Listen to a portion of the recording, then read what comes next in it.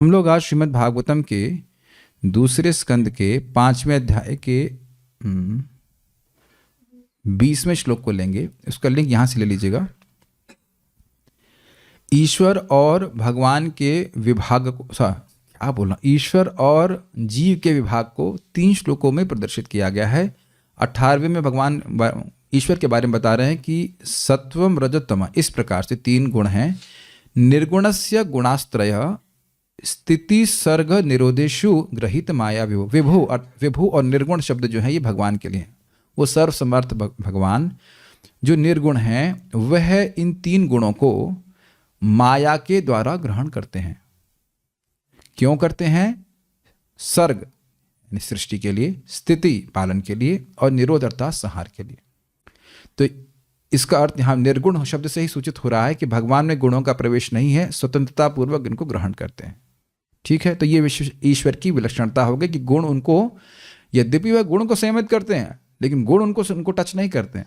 इस हो गया स्पष्ट। नेक्स्ट, जीवों की क्या स्थिति है? कार्य कारण कर्तृत्वे द्रव्य ज्ञान क्रियाश्रय बदनंति नित्यदा मुक्तम माइनम पुरुषम गुणा। जो जीव नित्यदा मुक्त है, हमेशा ही मुक्त है, हमेशा ही उसका ज्ञान बना ही रहता है, लेकिन माइनम पुरुषम अर्थात वो जीव जो माया का संग स्वेच्छा से करते हैं उनको गुणाह बधनंती, गुण बांधते हैं। तो पूछेगा भाई गुण किस रूप में प्रकट होकर बांध रहे हैं? तो कह रहे हैं कार्य यानी कि अधिभूत, अधिभूत मतलब ये जगत, कारण मतलब अध्यात्म या स्लैश इंद्रियां, और कर्तृत्व मतलब देवता, और उसी को बोला गया है द्रव्य। द्रव्य मतलब जगत, ज्ञान मतलब देवता, और क्रिया मतलब इंद्रियां या अध्यात्म। वो सूक्ष्म शरीर के कारण ही व्यक्ति तो क्रिया कर रहा है। तो इस प्रकार से आश्रय, ये गुण इस रूप में प्रकट होते हैं। गुणों का आश्रय क्या है? गुणों का आश्रय आदि भौतिक जगत है, गुणों का आश्रय ये देवता हैं, गुणों के आश्रय ये इंद्रियां हैं या अध्यात्म है। अध्यात्म की व्याख्या कर दी गई थी जीव का कंडीशन, स्वभाव, नेचर, कंडीशन नेचर, स्वभाव की व्याख्या कर दी गई थी। भोग करता है, उसके संस्कार मन में छप जाते हैं, फिर उसके अनुसार वैसे फिर वो कार्य करता है। हमको लगता है वो स्वतंत्र रूप से कार्य कर रहा है लेकिन उसके संस्कार उसको प्रेरित कर रहे हैं। Is it okay? सब कल चर्चा करी थी, हल्का से रिवाइज कर रहे हो। और कैसे उसी चीज को ऊपर ले लीजिएगा, अलग बात नहीं बोली जा रही। कार्य को मैपिंग करेंगे द्रव्य से। ये जगत दिख रहा है ना, द्रव्यात्मक जगत है कि नहीं? आकाश, पृथ्वी, जल, वायु, अग्नि, आकाश से सब वस्तुएं बनी हुई हैं, तो वो इफेक्ट है। और उसका कारण क्या है? कारण है अध्यात्म। जीव की इच्छा थी, भोग करने के लिए से जगत की सृष्टि हो गई थी। सूक्ष्म रूप इच्छा तो ये भी कारण है। और कर्तृत्व मतलब इसके पीछे जो देवता लोग कार्य करवा रहे हैं, तो कर्तृत्व की मैपिंग होगी ज्ञान के संग, कारण की होगी क्रिया के संग, और कार्य के संग, कार्य की होगी द्रव्य के संग। ये सब आप लोग सब समझ रहे हैं, मैं मान रहा हूँ कि आप सब समझ रहे हैं। ठीक है, अब बड़ा सुंदर बोल रहे हैं कि देखो जीव क्योंकि गुणों से बंधा हुआ है, बड़ा बंधा है मतलब आवृत है। जीव और ईश्वर का विभाग दिखाना है ना, तो ईश्वर पूरी तरह से स्वतंत्र है और जीव पूरा बंधा हुआ है। तो इसलिए ये भगवान जो गुणों के परे हैं, ये गुणों से बंधे हुए जीव को दिखाई नहीं पड़ते। वही भगवान हम सबके ईश्वर हैं। सबके ईश्वर हैं मतलब मेरे भी ईश्वर है, तुम्हारे सर्वेशाम मम ईश्वरत्व, सभी के ईश्वर हैं, मेरे भी ईश्वर, अर्थात उन्हीं के अंतर्गत। आपने पूछा था ना यत परस्तम, किसके अधीन होकर आप कार्य कर रहे हो? तो उन्हीं भगवान के जो अधोक्षज हैं, भगवान श्री कृष्ण, उनके अधीन रहकर मैं कार्य कर रहा हूं। स्पष्ट समझ में आ रहा है?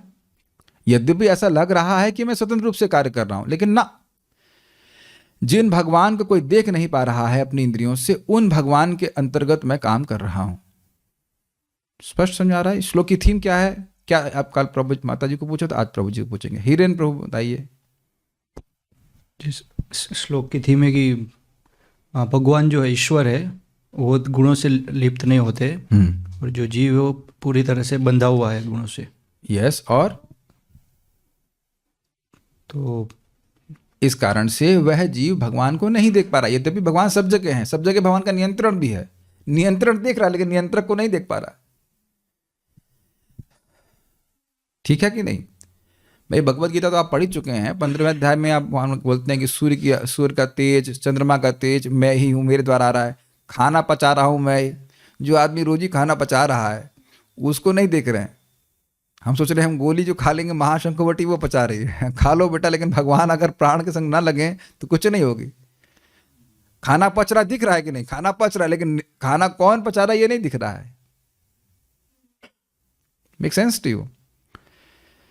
तो मेरे पीछे बोलिए, स एष भगवान लिंग स एष भगवान लिंगे त्रिभिर एतैर अधोक्षजः त्रिभिरेतैरधोक्षजः स्वलक्षित गतिर्ब्रह्मन् स्वलक्षित गतिर्ब्रह्मन् सर्वेषां मम चेश्वरः सर्वेषां मम चेश्वरः स एष भगवान लिंग त्रिभिर एतैर अधोक्षजः स एष भगवान् लिंगे त्रिभिरेतैरधोक्षजः स्वलक्षित गतिर्ब्रह्मन् सर्वेषां मम चेश्वरः स्वलक्षित गतिर्ब्रह्मन् सर्वेषां मम चेश्वरः स एष भगवान लिंग त्रिभिर एतैर अधोक्षजः स एष भगवन् लिंगे त्रिभिरेतैरधोक्षजः स्वलक्षित गतिर्ब्रह्मन् सर्वेषां मम चेश्वरः स्वलक्षित गतिर्ब्रह्मन् सर्वेषां मम चेश्वरः स एष भगवान लिंग त्रिभिर एतैर अधोक्षजः स एष भगवान् लिंगे त्रिभिरेतैरधोक्षजः स्वलक्षित गतिर्ब्रह्मन् सर्वेषां मम चेश्वरः। स्वलक्षित गतिर्ब्रह्मन् सर्वेषां मम चेश्वरः। आप भी बोलिए, स एष भगवान् लिंगे त्रिभिरेतैरधोक्षजः स एष भगवान लिंग त्रिभिर एतैर अधोक्षजः स्वलक्षित गतिर्ब्रह्मन् सर्वेषां मम चेश्वरः स्वलक्षित गतिर्ब्रह्मन् सर्वेषां मम चेश्वरः। स्वलक्षित, स्वलक्षित हिंदी वाला हो जाएगा, ध्यान दीजिएगा। स एव भगवान लिंगे स्त्री एव कहाँ से आ गया? गुजराती है क्या ये? एव कहाँ से आ गया? देख रहे हैं, गुणों का प्रभाव है। बोलिए फिर से। हाँ, स एष भगवान लिंगे स्त्रीभिरेतैरधोक्षजः स एष भगवान लिंग स्त्रिभिर एतैर अधोक्षजः स्वलक्षित गतिर्ब्रह्मन् सर्वे स्वलक्षित गतिर्ब्रह्मन् सर्वेषां मम चेश्वरः स्वलक्षित गतिर्ब्रह्मन् सर्वेषां मम चेश्वरः। Yes please chant. स एष भगवान् लिंगे स्त्रिभिरेतैरधोक्षजः स एष भगवान लिंग स्त्रिभिर एतैर अधोक्षजः स्वलक्षित गतिर्ब्रह्मन् सर्वेषां मम चेश्वरः स्वलक्षित गतिर्ब्रह्मन् सर्वेषां मम चेश्वरः। लोगों की सांस बीच में रुक जा रही है। अरे घबराओ मत, कुछ गलती होगी तो कौन सा मैं खा जाऊंगा। हाँ बोलिए। स एष भगवान् लिंगे स्त्रिभिरेतैरधोक्षजः स एष भगवान लिंग स्त्रिभिर एतैर अधोक्षजः स्वलक्षित गतिर्ब्रह्मन् सर्वेषां मम चेश्वरः स्वलक्षित गतिर्ब्रह्मन् सर्वेषां मम चेश्वरः। स एष भगवान् लिंगे स्त्रिभिरेतैरधोक्षजः स एष भगवान लिंग स्त्रिभिर एतैर अधोक्षजः स्वलक्षित गतिर्ब्रह्मन् सर्वेषां मम चेश्वरः स्वलक्षितः गतिर्ब्रह्मन् सर्वेषां मम चेश्वरः। बहुत अच्छा है। श्रीमद् भागवतम को जो मैं पढ़ने सोचूंगा ना, हाँ ये तो आसान है, और फिर जब उसमें जूम इन करना शुरू करेंगे तो एकदम वो खुलते जाएंगे और बड़ा रस मिलता है। बारंबार समझने का प्रयास कीजिए कि जब आप श्रीमद् भागवतम के शब्दों के रसों को आप ऐसे आस्वादन कर रहे हैं मन में, वाह, बोलिए मत आप कुछ, लेकिन वाह क्या अर्थ है, वाह क्या अर्थ है, बहुत अच्छी बात, वाह ये भी, अरे ये भी अर्थ, ये ऐसे ऐसे आता है ना मन में, वाह वाह क्या अर्थ है। तो अब ये सब हमारी भक्ति को बढ़ाने वाला है, इसलिए बड़े मनोयोग से सुनना चाहिए। आप देखिएगा संस्कृत कितनी रिच लैंग्वेज है, और उसमें भी व्यासदेव जी ने कितना सुंदर अमृत हमारे लिए परोसा है। Okay, so we are here. हे ब्राह्मण नारद, परम दृष्टा परब्रह्म प्रकृति के उपर्युक्त 3 गुणों के कारण जीवों की इंद्रियों की अनुभूति से परे हैं, लेकिन वे मुझ समेत सबों के नियंता हैं।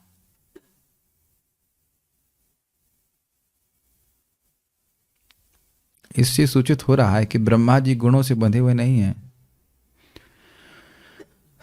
उनको कौन ज्ञान दिया कि भगवान तुम्हारे ईश्वर हैं? भगवान, उनको तो कोई श्लोक बोलने वाला नहीं है ना, एक बात विचारणी है। तो देखिए, इस श्लोक के 2 अर्थ हैं। जो लोग गुणों से बंधे हैं उनको भगवान नहीं दिखते क्योंकि वो गुणों से बंधे हुए हैं, लेकिन जो लोग गुणों से बंधे हुए नहीं हैं उन्हें भगवान दिखते हैं। यहाँ ब्रह्मा जी को दिख रहे हैं कि नहीं दिख रहे हैं? भगवान जी ब्रह्मा जी को तो डायरेक्ट दिख रहा है, ब्रह्मा जी को शास्त्र अलग से कोई पढ़ा नहीं रहा है। Does it make sense? साक्षात इसे कहते हैं, इसे दिव्य प्रत्यक्ष कहते हैं। पहले तो ये समझ लेना चाहिए कि ब्रह्मा जी गुणों से नहीं बंधे हुए हैं, वो देवता के रूप में स्वीकार करते, कभी कभी इफेक्ट होता है, लेकिन इसका अर्थ ये नहीं कि वह हमारी तरह प्राकृत गुणों में फंसे हुए व्यक्ति हैं। वो संप्रदाय के आचार्य हैं, परमहंस वैष्णव है, महाजन है। ये ध्यान रखना होगा, ये बच्चा ध्यान रखिएगा। वो कभी कभी देवता के रूप में कार्य करते हुए भगवान की इच्छा से मोहित होते, प्रतीत होते, लेकिन वो ऐसा नहीं कि वह अब मम अहम और मम की भावना में फंसे। ये हमेशा ध्यान रखिएगा पूरे टाइम भागवत में। लीला के लिए भगवान कुछ भी करवा लें, लेकिन वो परमहंस वैष्णव है, तो वो डायरेक्ट समझ रहे हैं। इस श्लोक के दोनों अर्थ हैं। जो लोग गुणों के परे हैं वह भगवान को सुलक्षित अच्छे से लक्षित कर लेते ही रहे भगवान, और जो लोग गुणों में बंधे हैं उनको अलक्षित भगवान नहीं दिखते हैं। सुलक्षित का मतलब हुआ, दो तरह से तोड़ेंगे, सु प्लस अलक्षित। तो जो गुणों में बंधे हुए हैं वह भगवान को अच्छे से नहीं देख पाते, और स्व प्लस लक्षित मतलब जो भगवान के अपने हैं, जो भगवान के भक्त हैं, जो गुणों से परे हैं, वह भगवान को देख लेते। भगवान के अलावा कुछ देखते ही नहीं है। वासुदेवम सर्वम इति स महात्मा सुदुर्लभा। भगवान वासुदेव के अलावा कुछ है ही नहीं, उनको दिखाई नहीं पड़ता उसके अलावा कुछ, भगवान के अलावा। जहाँ भी देखते हैं वो इष्ट देव स्फूर्ति। तो ये ब्रह्मा जी इस प्रकार के हैं, और कोई भी परमहंस भक्त भगवान को ही देखते हैं। समझ में आ रहा है बात? प्रहलाद महाराज भगवान को ही देखते हैं, हर जगह भगवान को देखते हैं। लेकिन जो गुणों से बंधा हुआ व्यक्ति है वह हर जगह भगवान है, फिर भी उसे कहीं दिखाई नहीं पड़ते। ये दोनों ही अर्थ श्लोक में आपको लेना होगा। पहले अपन में देखिए, ब्राह्मण, हे ब्राह्मण नारद, समझते हो इस बात को आप। सह एषः, वह यह, वह भगवान का मतलब हो गया जो तीनों गुणों के नियामक हैं। एष, यह, वह यह, वही कहने करता है, यह वह कर लीजिए। ये जो अधोक्षज भगवान है, अधोक्षज का अर्थ क्या जानते हैं? यहाँ बोला परम दृष्टा ब्रह्म, और उसका अर्थ क्या है? अध अक्ष ज। अक्ष मतलब आंखें, और ज मतलब उत्पन्न। तो आंखों से उत्पन्न का जो ज्ञान है उनके नीचे रह जाता है। और अक्ष का मतलब समझना होगा, अक्ष मतलब, अच्छा आंखों से नहीं दिखते होंगे, शायद कान और नाक से पकड़ में आ जाते हैं, नहीं। अक्ष का मतलब होता है इंद्रिय। तो एक बात बोल के सारी इंद्रियों ग्रहण करना होगा। वो सारा जो ज्ञान, इंद्रिय जनित ज्ञान है, वो भगवान के नीचे ही रह जाता है। तो ये भगवान है। एक कई अर्थ होते हैं, लेकिन अभी हम इतना ही ले रहे हैं।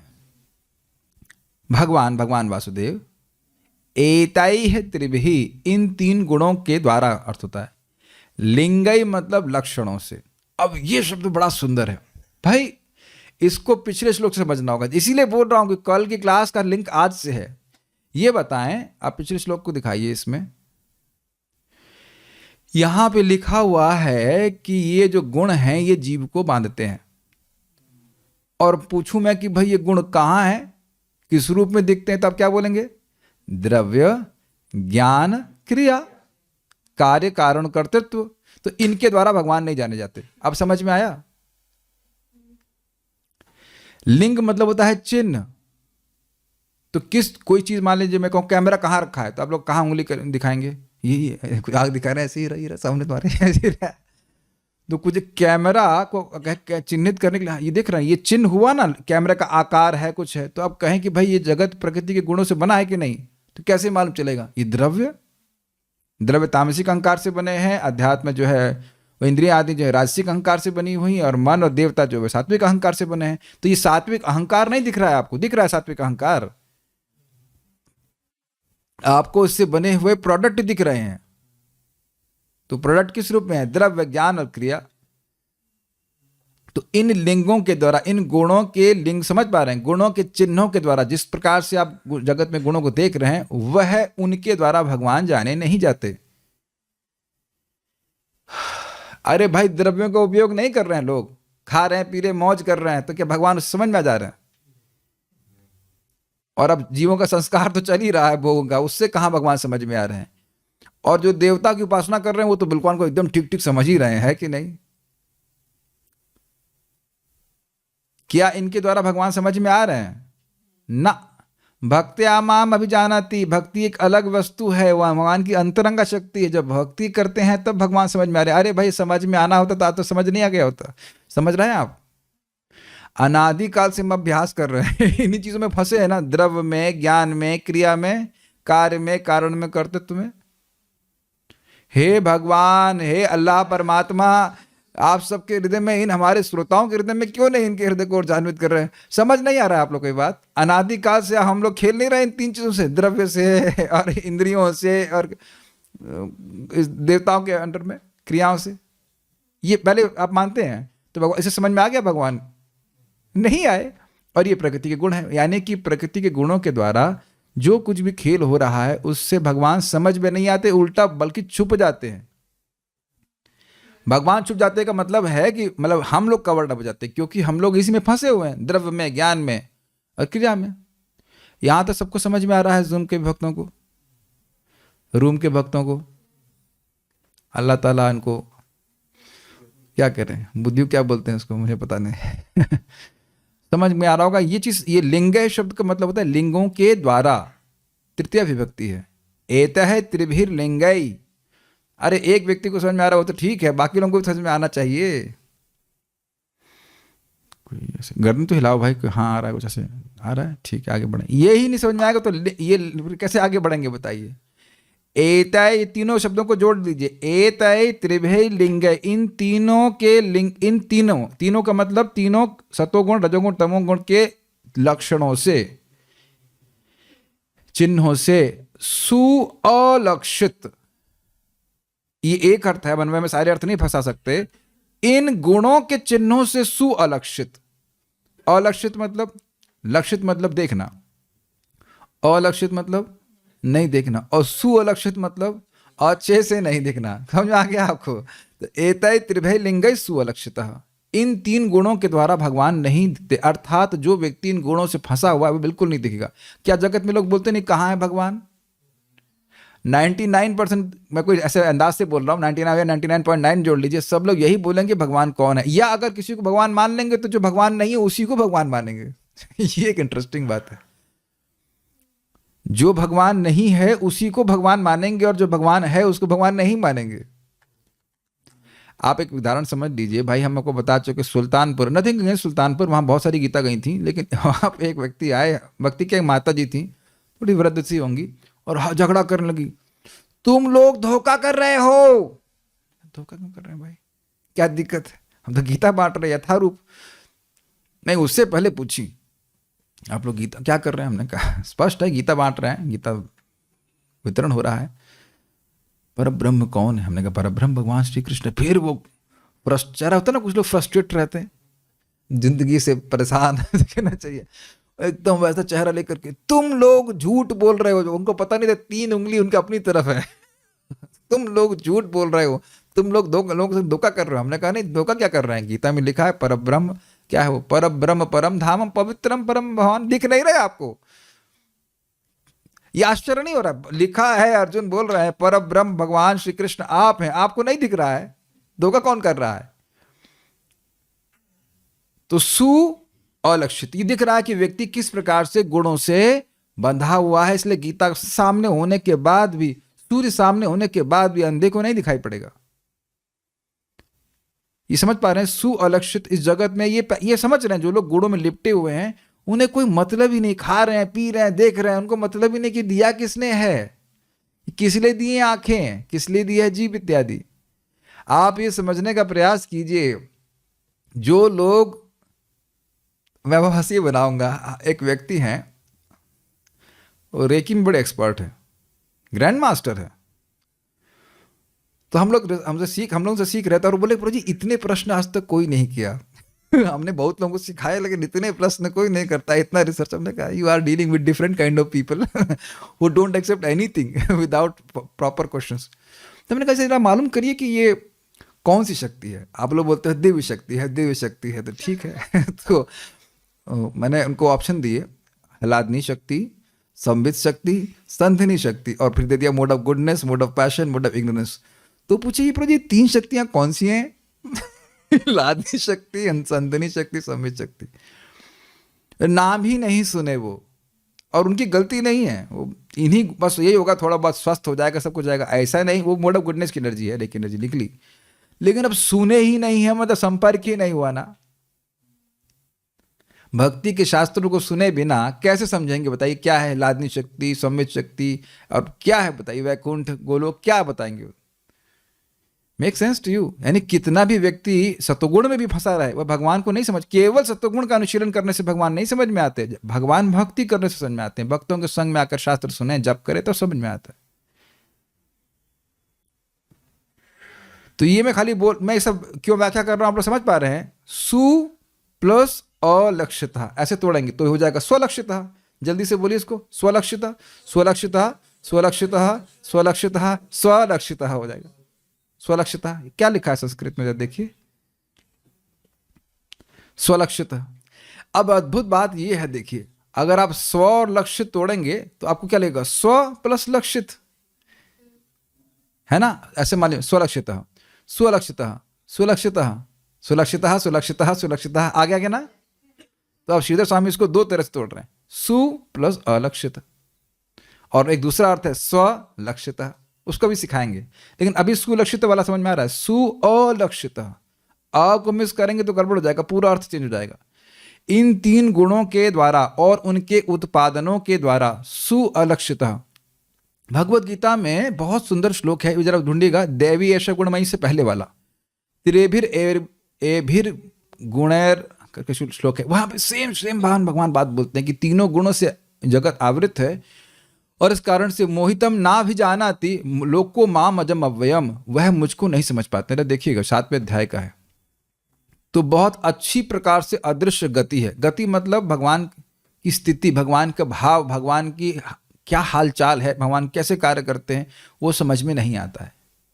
यहाँ पे भी देखिए ना, जो लोग गुणों से प्रभावित होते हैं, भगवान आकर लीला भी करते हैं, तब भी वह समझ नहीं पाते, वो सोचते हैं कि समान एक व्यक्ति है। दीजिए जरा, ये भगवत गीता का श्लोक है, मैं इसको यहाँ पे कोट नहीं कर पा रहा था, लेकिन बहुत सुंदर श्लोक है। भगवत गीता 7.13, त्रिभिर्गुणमयैर भावैर एभिः सर्वमिदं जगत मोहितम नाभिजानाति मामेभ्यः परमव्ययम्। सेम, जो लोग, इस पूरा जगत जो है तीनों गुणों से प्रभावित है, मोहित है, इस कारण से वह मुझको नहीं जानते हैं, जो इस गुणों के परे है और अव्यय है। स्पष्ट समझ में आ गया? जो बात गीता में बोली जा रही है वही बात भगवान ब्रह्मा जी बोल रहे हैं।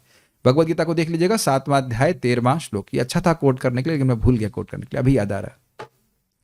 अभी तक समझ रहे हैं आप लोग हमारे साथ में हैं कि गुणों से जो मोहित व्यक्ति है वह भगवान के बारे में नहीं जान सकता। अब कितनी कठिनाई की बात यह है कि प्राय जितने जगत में गुरु घूम रहे हैं, जो तथाकथित गुरु हैं, वह गुणों से मोहित हैं। क्या प्रमाण है? उनसे पूछो भगवान कौन है, तो बस अगर उत्तर कृष्ण के अलावा कुछ और आता है तो अब उनको गुरु स्वीकार करने की जरूरत नहीं है। एक भक्त तुमको बोल रहे थे कि हमारी तो इस संप्रदाय में दीक्षा हो गई, हो गई, तो पूछो कि वो बताए क्या कि भगवान कृष्ण है, मैं उनका नित्य दास हूं। वो उनको पता ही नहीं हो सकता है, उनको पता ही नहीं हो सकता है। अगर पता होगा तो सबसे पहली बात यही बताई जाती है।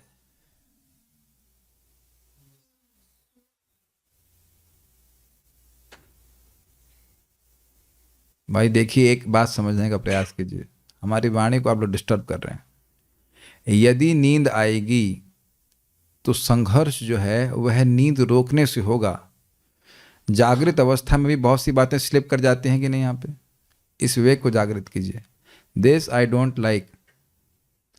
चाहे यहाँ पे आप एक दिन एक्सपेरिमेंट कर लेना, कृष्ण लादनी आप आना, लादनी माता जी आप, रेवती 2-4 लोग इधर आ जाना, हिरण भाई, और फिर कोई वीडियो में देख लेना कि मेरा उत्साह कुछ कम आता है।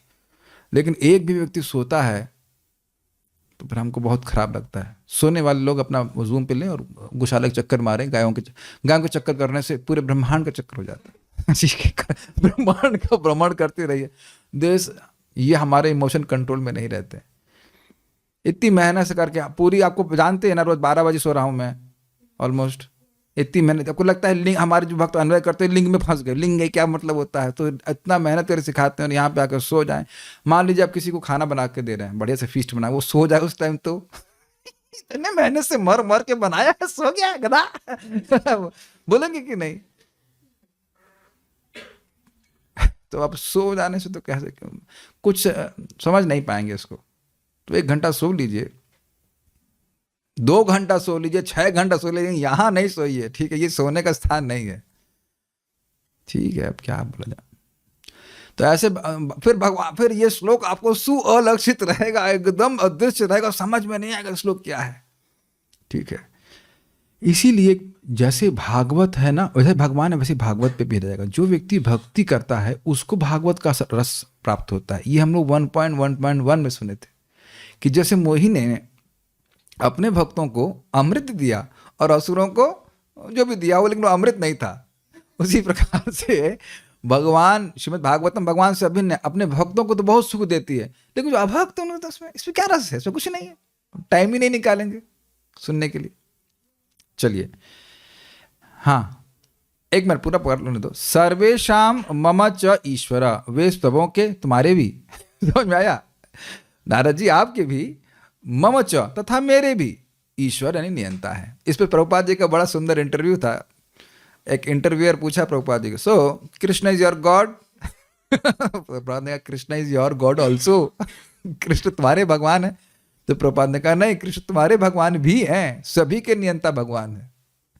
श्रील प्रभुपाद जी जब भी इंटरव्यूअर से बात करते तो ऐसे नहीं बात करते कि इंटरव्यू देना है, वो जानते ही बद्ध जीव है, इसको प्रीचिंग करो, उसको ही प्रीचिंग करना शुरू कर देते। थोड़ा जला होता स एष भगवान, वही भगवान। कैसे भगवान? अधोक्षज, जो इंद्रियों के परे हैं।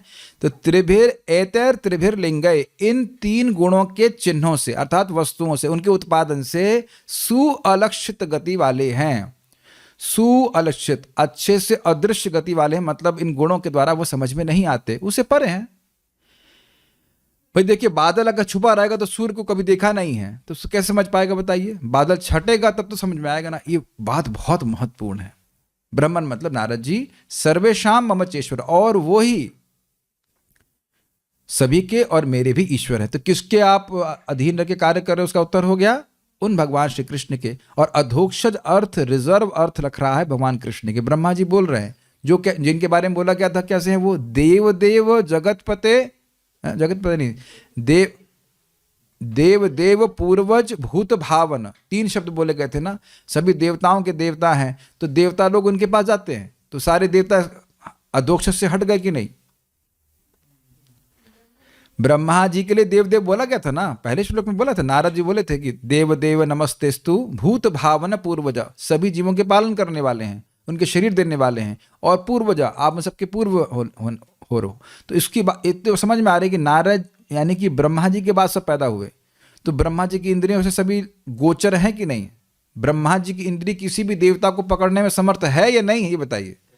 ये समझ में आ गया? तो कोई देवता तो अधोक्षज नहीं रहा। ब्रह्मा जी की क्या कहते हैं इधर, नेत्र भ्रुकुटी से ही शिवजी प्रकट हुए, तो शिवजी भी अधोक्षज नहीं हुए। Yes no, no yes, yes no, ठीक। और ब्रह्मा जी जब प्रकट हुए, उनको नहीं समझ में आया कि मैं किससे प्रकट हुआ हूं। वो तो जब भगवान ने अपने आप को प्रकट किया तब वो समझ पा रहे हैं। Is it okay? अधोक्षज शब्द भगवान विष्णु, भगवान कृष्ण के लिए ही है, रिजर्व अर्थ है। ऐसा नहीं किसी को भी अधोक्षज बोल देंगे, ठीक है।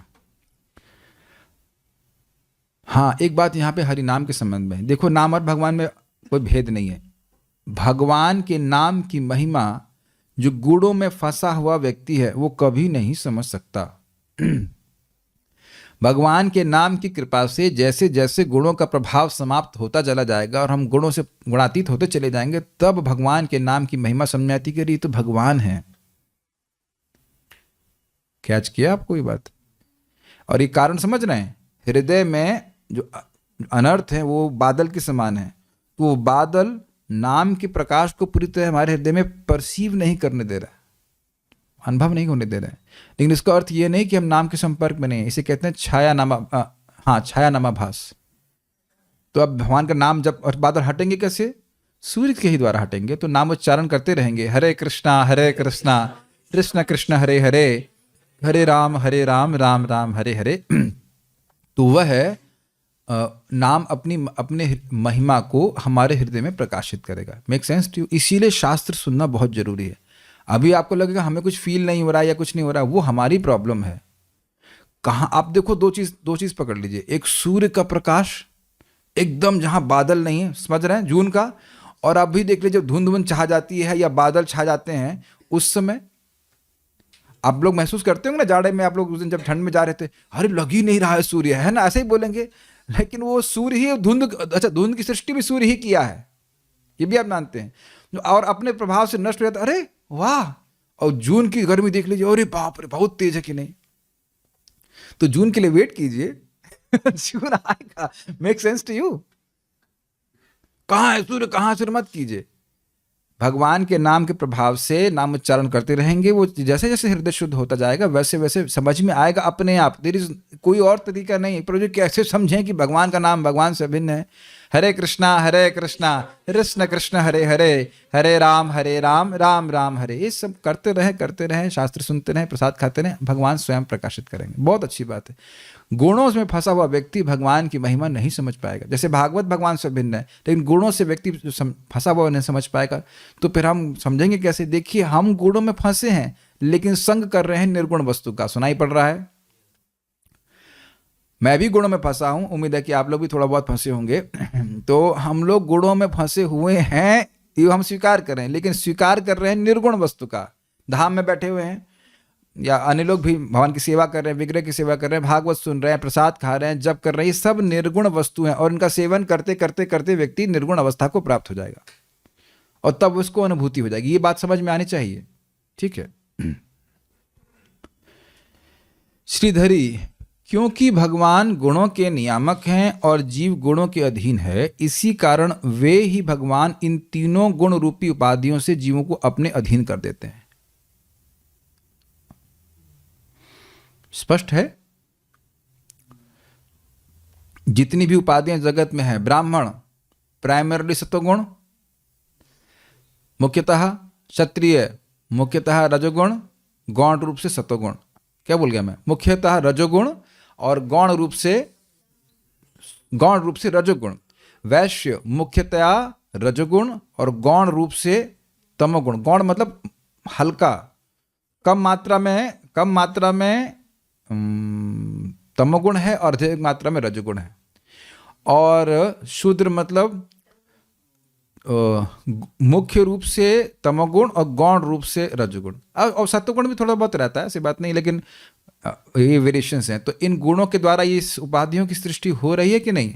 और जो पशु हैं वह भी मान रहे हैं कि मैं ये शरीर हूँ, देह हूँ, तो उसमें तमोगुण के आधिक्य होता है। Is it all okay? तो उन गुणों के द्वारा ही सब उपाधियां बनी, इस प्रकार से बांधे हुए हैं। मान रहे हैं कि उपाधि ही बंधन है, मैं स्त्री हूँ, मैं ये पुरुष हूँ, मैं बच्चा हूँ इत्यादि भावना, मैं देह हूँ, यही उपाधि, इस प्रकार से बंधे हुए हैं लोग और उस प्रकार से कार्य कर रहे हैं। Is it okay? बहुत व्याख्या की जा सकती है, लेकिन मैं समझता हूँ शायद लोग समझ गए होंगे कि उपाधि के कारण ही बंधन है, लग रहा है। मैं ये हूं और वो ये हूं उपाधि है। जो उपाधि जो एकदम जीव के एकदम पास चिपकी हुई है अंदर। देखिए, देह होने से हम उपाधि से ग्रसित हैं ऐसा नहीं है। जो व्यक्ति मुक्त है वो अपनी देह से पहचान नहीं करता है। वास्तुतः देखा जाए तो उपाधि मन में फंसी हुई है, जो सिमला अध्यात्म कह रहे थे। उसी का वही ना, बंधन तो वहीं पे लगा हुआ है। तो इस प्रकार से अधीन क्यों? सब लोग समझ रहे ना, बंधन लगा हुआ है। ये हमारा लड़का है। क्या आपका लड़का है? उसमें कौन सी चीज आपकी लड़का है? फॉर एग्जाम्पल पृथ्वी, जल, बॉडी तो 70% पानी है ना। गलत तो नहीं कह रहे ना? पृथ्वी, जल, वायु, अग्नि, आकाश, इनमें से कौन सा तत्व आपका लड़का है? पृथ्वी तो बेटी होनी चाहिए, अग्नि तो बेटी होनी चाहिए, जल लड़का होना चाहिए, वायु बेटी होनी, 3 बेटियां, और आकाश 2 बेटे। मन बेटा, बुद्धि फिर लड़की, और अहंकार बेटा। कितने आप गिन लीजिए, 8 में से कितने? 3 लड़के और 5 लड़कियां। तो किसको आप बोल रहे हैं हमारा बेटा है, हमारी बेटी है या माँ है? देखिए, और आप नकार नहीं सकते कि भावना बड़ी तीव्रता से हमारे हृदय में आरूढ़ है, सभी के हृदय में, और उसी के द्वारा कंट्रोल होकर कार्य कर रहे हैं। स्पष्ट समझ में आ रहा होगा। कौन व्यक्ति कह सकता है कि हमारे बस मन में यही भावना है कि मैं बस कृष्ण का हूं, कृष्ण मेरे हैं, मैं कृष्ण की सेवा करूंगा केवल? Very difficult. तो आप समझ ही रहे हैं, इस प्रकार से उपाधि से व्यक्ति ग्रसित है। मैं देवता हूँ, ऐसी भावना भी लोग की रहती है, इंद्र की भावना रहती है, मैं देवता हूँ, मैं ये हूँ, मैं वो हूँ। ऐसी बातों से ग्रसित होकर के व्यक्ति कार्य कर रहा है, और ये सारे कार्य हो रहे हैं माया के गुणों के द्वारा, और इसके अधीश्वर भगवान श्री कृष्ण है। इसलिए स्वलक्षित इज इक्वल्स टू सु प्लस अलक्षित। सुष्टु लक्षिता गतिस तत्वम यस्य सह। सुष्टु में आगे भी दिखना चाहिए, सुष्टु अलक्षिता से सुनिएगा। सुष्टु, सुष्टु मतलब अच्छी प्रकार से, अलक्षिता गति, गति का मतलब है तत्व, क्या सत्य है कृष्ण का। यस्य सह, जिनका गति अर्थात तत्व अर्थात सत्य वास्तविकता सुष्ठु रूप से अलक्षित है, ये अर्थ है। मैं टीका से सीधे रखा हूं ताकि आप समझ पाए इस बात को। हे भगवान समझ लो, भगवान तो समझ रहे हैं, मेरे आत्माओं समझ रहे हो। अर्थात उन भगवान की गति अर्थात तत्व को ऐसा उपाधि से ग्रस्त जीव अच्छी तरह से नहीं जान सकता है, मतलब समझ ही नहीं सकता। समझ में नहीं आ रहा है ना, यही डेफिनेशन है बद्ध जीव की। भाई जो व्यक्ति समझ गया कि भगवान ही श्री कृष्ण ही जगत के कारण है, तो भगवान कृष्ण की सेवा करेगा ना। महात्मानस्तु माम पार्थ दैवीं प्रकृतिमाश्रितः, दैवीं प्रकृतिमाश्रितः, नॉट भौतिक प्रकृतिमाश्रितः, दैवीं प्रकृतिमाश्रितः भजन्ते अनन्य मनसो ज्ञात्वा भूतादिम अव्ययम। महात्मा लोग, महात्मानस्तु माम पार्थ, हे पार्थ किंतु महात्मा लोग तो दैवी प्रकृति में आश्रय, श्रीमती राधा रानी के हिलादनी शक्ति के आश्रय में रहते हैं, भक्ति के आश्रय में रहते हैं। तो दैवी प्रकृति में आश्रित क्या प्रमाण है कि रहते, तो कहते हैं भजंती अनन्य मनसो, अन्य अन्य मनसो, ना अन्य अनन्य, उनका मन अब कहीं और नहीं लगाते, वह कृष्ण के ही भजन में लगाते हैं। क्यों ऐसा? ज्ञात्वा भूतादिम अव्ययम, वह समझते हैं कि भूत आदि, भूत मतलब जितना भी जगत है, द्रव्य आदि जो कुछ भी, उसके कारण कौन है? भगवान श्री कृष्ण है। और कैसे कारण है? अव्यय कारण है, कभी नष्ट ना होने वाले कारण है। वो समझते हैं कि कृष्ण शाश्वत स्वामी है हमारे। Make sense to you? ये आप लोगों को समझ में आ रहा है कि नहीं? तो समझ में आने का कारण है कि कारण उसका क्या प्रभाव होगा? आप अनन्य मन से भगवान का भजन करोगे। तो समझ में आने का मतलब है कि दैवी प्रकृति का आश्रय प्राप्त है। सबको नहीं समझ में आ रहा है ये बात जगत में, ये आप लोग समझ रहे हैं, इस बात को देख रहे हैं, सबको नहीं समझ में आ रहा है कृष्ण भगवान है।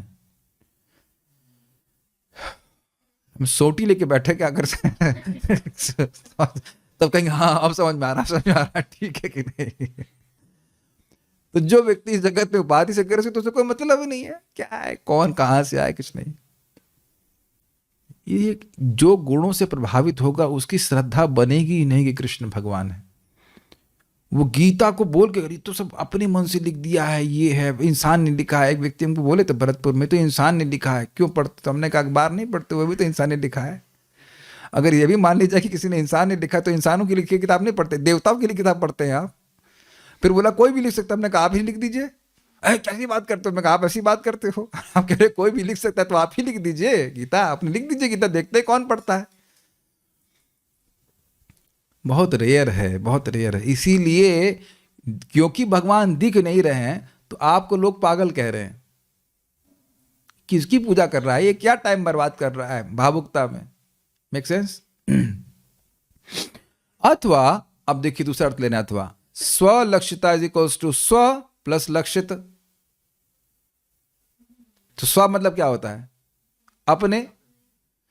तो अपनों के द्वारा भगवान लक्षित है। तो स्व अर्थात भगवान के भक्त जन ही उनकी गति को जान पाते हैं। ये दोनों ही अर्थ स्वलक्षित गति के पद के हैं। ये अर्थ समझ में आ गया?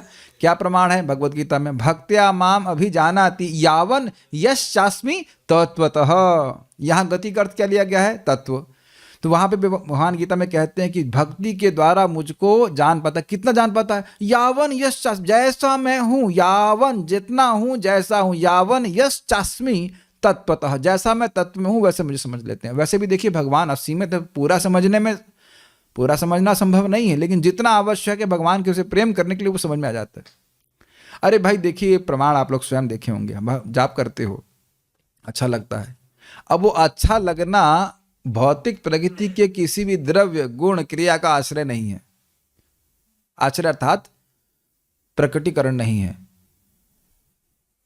आप मिलाइए, जो लोग भी भजन कर रहे हैं, जप कर रहे हैं, मिला लीजिए कि भाई जप करते समय जो अच्छा लगना था, अच्छा लगने का हल्का सा भी जो अनुभूति हुई है, वो आहार, निद्रा, भय, मैथुन, उनके कौन से दुखों या जो भी सुखों को कह लीजिए, उसके अनुभव कह लीजिए, अनुभव के बराबर है। और अगर ऐसा नहीं होता तो व्यक्ति इन सब चीज़ों को छोड़ के भजन कर ही क्यों रहा होता। नींद छोड़ के भजन कर रहे हैं ना, तो पता है ना कि सुबह नींद का जो सुख है उससे श्रेष्ठ सुख जप का है। अभी तो मेरे को मिला नहीं, लेकिन खुशबू आ जाती है कभी कभी, बॉटल वन हल्की सी खोल देते हैं, देखो खुशबू देखो, फिर खींच लेते हैं, फिर बंद कर लेते हैं। भगवान वो अलग बात है, लेकिन आप जानते हैं कि उसका एक विशेष सुख है। श्रीमद् भागवतम का सुख है, ये कोई गुणों के द्वारा प्रकाशित शब्द नहीं है। इसीलिए प्रभुपाद जी कह रहे हैं कि तदवाग विसर्गो वाले श्लोक में भागवतम में नारद जी के द्वारा जो उक्त है कि ये जो सृष्टि है, शब्द हैं, ये भौतिक शब्द नहीं है। इसीलिए तो आप देखिए हर बार जब श्रीमद् भागवतम श्रवण करते हैं तो एक ऊर्जा का अनुभव करते हैं, है कि नहीं। भगवत गीता पढ़ते कभी बोर होते ही नहीं, कभी बोर नहीं होते। वो अलग शब्द, जबकि लिखा हुआ है हा का मा चा जो भी लिखा हुआ है, लेकिन वो भौतिक शब्द नहीं है जो भगवान का यश है। उसमें भगवान विद्यमान रहते हैं। याद आ रहा है आप लोगों को सोलंक प्रशिष्ट भगवान वचांसी में, ये ऊर्जान्वित, ये प्राणमय शब्द हैं जो जीव को ऊर्जान्वित करते। सब लोग अनुभव कर रहे होंगे। तो स्वलक्षित का अर्थ समझ गए आप लोग। स्व मतलब भगवान के भक्त, और लक्षित मतलब जो लक्षित होते हैं, दिख जाते हैं, तो भगवान सब जगह दिख जाते हैं। इस संबंध में बड़ा सुंदर एक कहानी सुनाओ को। पास्ट टाइम चैतन्य महाप्रभु को अपना गुणगान पसंद नहीं था कि उनको कृष्ण कोई कहे इत्यादि इत्यादि। तो एक दिन अद्वैत आचार्य जी सारे भक्तों को ले करके महाप्रभु का कीर्तन करने लगे, जय सच्चिदानंद गौर हरि, यही कृष्ण। तो अब क्या नाम है, श्रीवास ठाकुर जी वो क्या करते देखिए, ऐसे हाथ लिए और इस माली में सामने उसको सूर्य को छुपाने का प्रयास करने से। तो महाप्रभु कहे क्या कर रहे हो? कह रहे मैं अपने हाथों से सूर्य को छुपाने का प्रयास कर रहा हूं। समझ आ गया?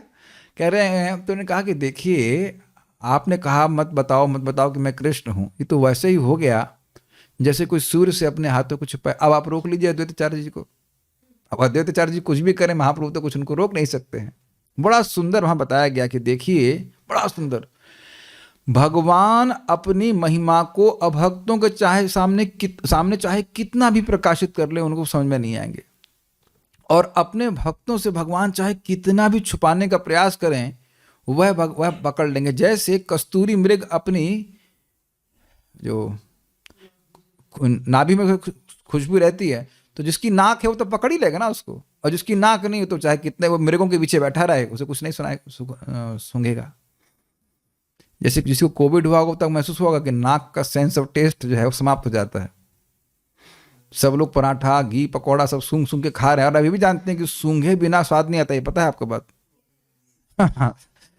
तो भगवान की महक भी नहीं आती।